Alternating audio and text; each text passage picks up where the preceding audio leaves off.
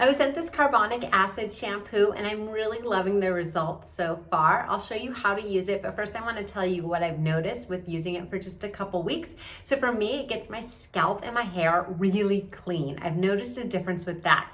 I know it may help with hair growth. I haven't noticed the difference yet with that, but it's supposed to take many months, so that's not something you'll see instantly.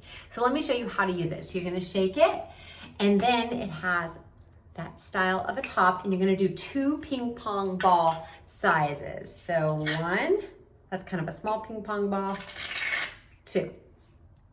And then you're gonna rub that all through your hair when it's wet. First you wanna get it wet with lukewarm water. Rub that through your hair. Smell-wise, it has a really nice smell to it.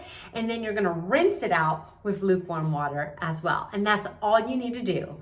You can then condition and do any other hair care products you want as usual. So super simple to use, and I think you're gonna really, really love the results.